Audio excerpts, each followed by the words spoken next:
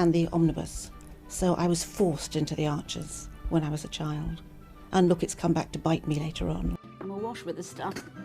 The Archers is the world's longest-running radio show, with more than 15,000 episodes broadcast.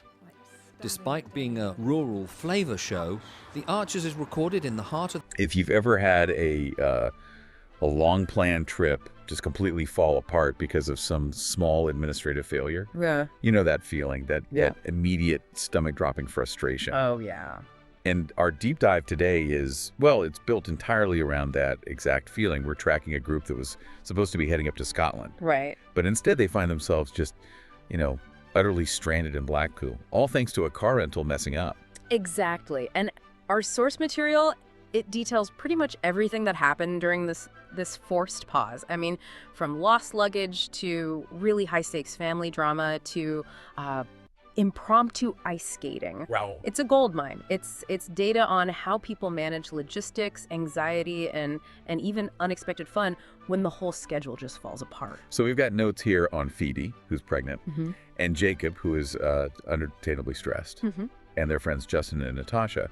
The mission here is to really extract the surprising resilience and maybe the insights hidden in this unplanned detour. Proving that necessity really is the mother of invention. Or at least of a great day out in Blackpool. Yeah. So the initial scene, it's dominated by this logistical chaos. The immediate problem, it all stems from Kate. She used a new car hire firm, not one of the big names. Ah, there's the first mistake. And the failure is swift. The stress immediately, centers on Jacob. Jacob's anxiety is practically radiating off the page. He's texting, he's fretting. He repeatedly wants to call Maggie. Your poor contact at the car hire company. Right, who's trying to find them a replacement vehicle. Yeah. It's that classic crisis impulse, when you feel helpless, you just want to do something. Even if that something is completely counterproductive. Exactly. And that's maybe the first core lesson we find here in crisis management. The group, they actually advise him to just let her do her thing. Just step back. Right. The insight is simple. Maggie is the expert in that moment. Constant interruptions from Jacob don't speed things up. They just add this emotional pressure. So lesson 1 in our emergency handbook is that sometimes non-action is the most productive action. You just have to trust the person handling it. But once the big fire is out, they get word, a replacement car is secured, it's on its way. It's the minor irritations that immediately surface to fill that void. That is so true to life. It's human nature, isn't it? They're in a seafront B&B, which sounds lovely. It'd be great. But immediately we hear about, lots of giggling outside Alice's room. You just swap one huge travel catastrophe for a series of, small domestic frictions. But what's fascinating is how quickly they just flip the script on another major problem. The lost luggage. The lost luggage, yeah. Phoebe, in particular, she just turns this awful situation into a real positive. This is a beautiful piece of psychological reframing. Instead of panic, Phoebe and Helen just agree, okay, we'll share clothes, we'll share essentials. And Phoebe notes she definitely got the better deal. She does. She specifically praises Helen's cardigan and, crucially, her amazing moisturizer. It's always the small comforts, isn't it? Losing your stuff is terrible, but getting to use a few luxurious things you would normally buy for yourself. It's like a spontaneous upgrade. It totally takes the sting out of the logistical failure. It does. It shows the strength of their, their internal support system. But we also get the contrast. The funny but kind of unfortunate detail about poor Rory. He has to wear Uncle Tony's clothes, or Mom, or Hazel's. Oh, no. So while Phoebe's draped in luxury, Rory's making do with a mismatched wardrobe. The stress distributes unevenly. That's a great point. So, okay, the core problem is stabilized. Maggie is doing her thing, the car is coming, and the group makes this active choice to pivot to leisure. That proactive shift is so critical. They realize they have this time, this vacuum of about 24 hours, and they choose not to wallow. They embrace Blackpool. Exactly. They embrace the unexpected. And they try a little culture at first, right? Justin wanted to see some football manager he follows. Yeah, at the Winter Gardens. But that's a scheduled event, and the beauty of Blackpool is, the unscheduled stuff. Which brings us to the Central Pier. This becomes their anchor. It's 150 years old. It's a structure that embodies resilience all on its own. And Justin, who was so focused on the car failing earlier, he finds this real appreciation here.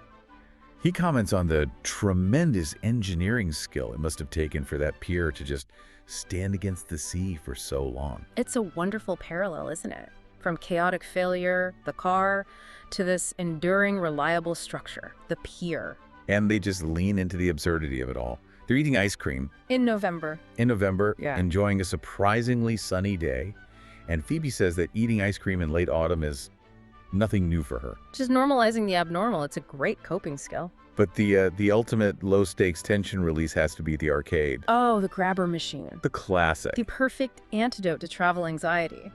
So Jacob, who was so stressed about the car, gets completely sucked in, spends maybe 10 goes on it. Introducing the Archer's Mug, where elegance meets everyday comfort. Crafted from premium white ceramic, designed with vibrant peekaboo colors inside, simple, modern, and stylish. Start your day the Archer's way, with warmth, familiarity, and the comfort of voices you've come to love. As the stories unfold on the Archers, let this mug become part of your daily ritual, a small reminder of life in Ambridge. Practical for every home, dishwasher and microwave safe.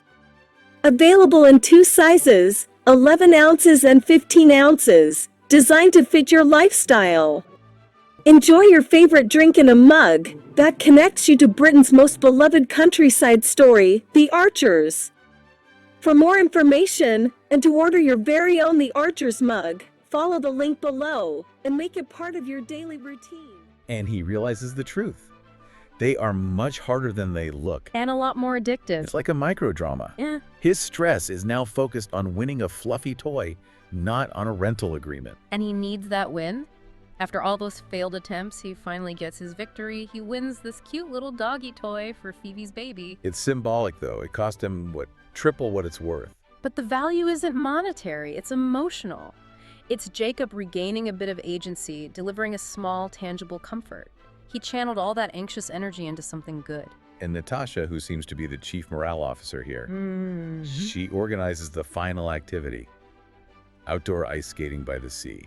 And this activity just kind of synthesizes the whole pause. Alice says she's very rusty, but she quickly gets her rhythm back, supported by everyone else. And Justin's only move is staying upright. I can relate to that. But it's a collective, visible demonstration of vulnerability, of mutual support, which is, I think, really necessary preparation for the high-stakes personal drama that's about to come up.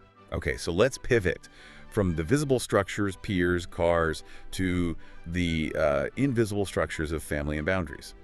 Because this downtime, it brings the biggest conflict right to the surface. Phoebe's birth plan.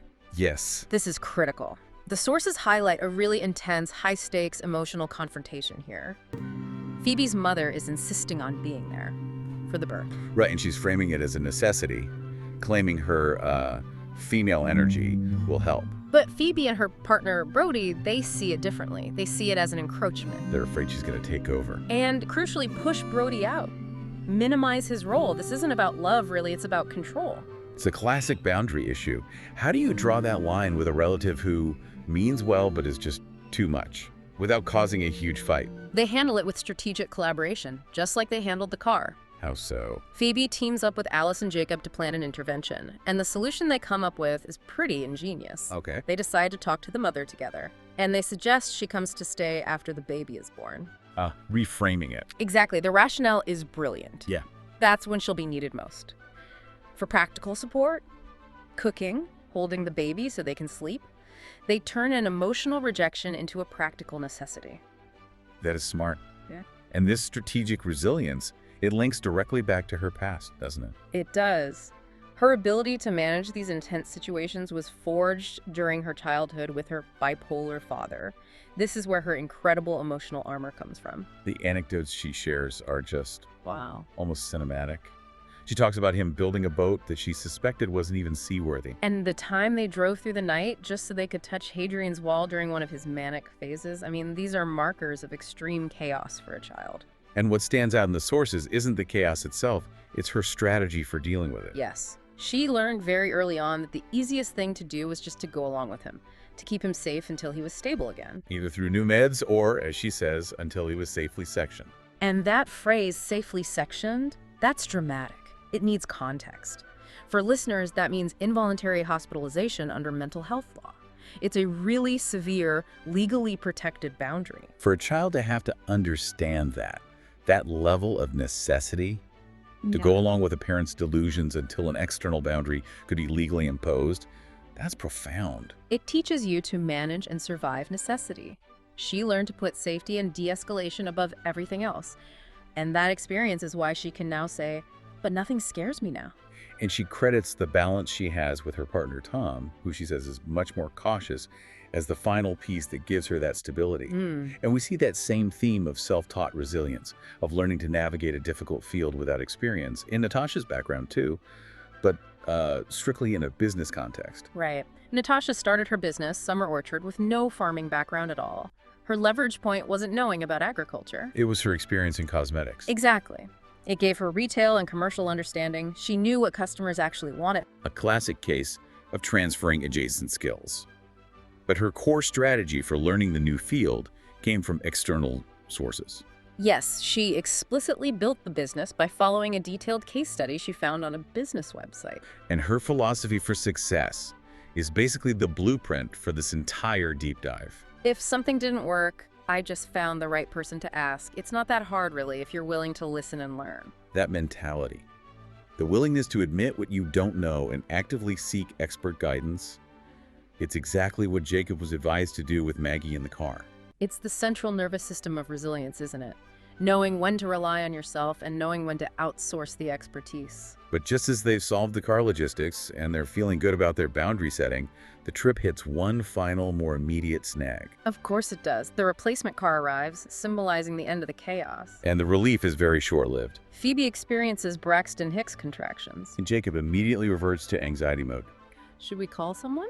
But Phoebe, drawing on that deep well of calm we just talked about, is just so pragmatic. She describes the feeling very clearly. Everything going tight. It doesn't hurt, it just feels weird.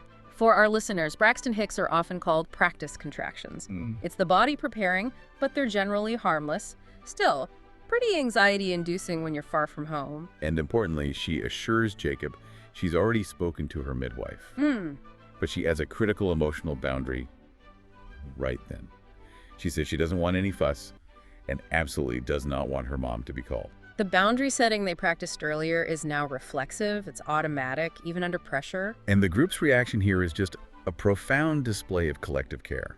Jacob suggests they wait an hour, but the collective decision is swift, and it's unified. They are not going to rush this. The schedule is immediately scrapped. Again. They decide to postpone until first thing tomorrow, and Justin and Natasha, they willingly sacrifice their trip to the Winter Gardens to wait with Phoebe. It's a very clear prioritization of physical and emotional safety over, personal pleasure. And the sources, they show this emotional synthesis at the end of the pause. They genuinely assure Phoebe they aren't disappointed.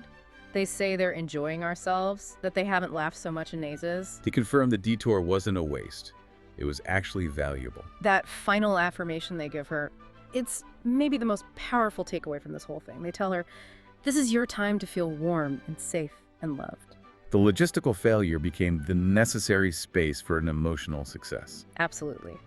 This deep dive into a simple travel delay shows us that when you're faced with disruption, the greatest value doesn't come from forcing the plan back on track. It comes from flexibility. They use the pause to strengthen their bonds, to confront deep family conflict, and to accept and deliver collective support. We saw a clear spectrum of risk and reliance in these sources, from Natasha relying on an external business case study to launch a career, to Phoebe relying on hospitalization, on sectioning, to manage the extreme necessity of a family crisis in her past. Both are forms of outsourcing control to achieve safety or success. It raises a really powerful question for you, the listener. When does confronting extreme necessity like surviving a chaotic childhood or building a business from scratch, when does that best prepare us to handle the daily ongoing uncertainty of life? Something for you to consider on your next unplanned detour. That's it for this deep dive. We'll catch you next time. So what are you doing now? Just getting ready for the next episode. Just And, moving mics around. So what do you do? I do the spot effects on the arches. Any Are you what we movements call Foley then? and- kind of. Yep. Okay. And these are all part of the paraphernalia of production? Yep, that's the bull bar. That's, This one? yep, that's... Haley so wanted to be in their own place when their baby came. It's due in 2 months. Not much chance of that now. No. I mean, it would have been a stretch for them financially, mind, but I just wish there was something practical I could do to help them, Caroline. I think the Archers has had this immense popularity over the years, basically because it has always very accurately reflected the reality of life and living in a rural community at whatever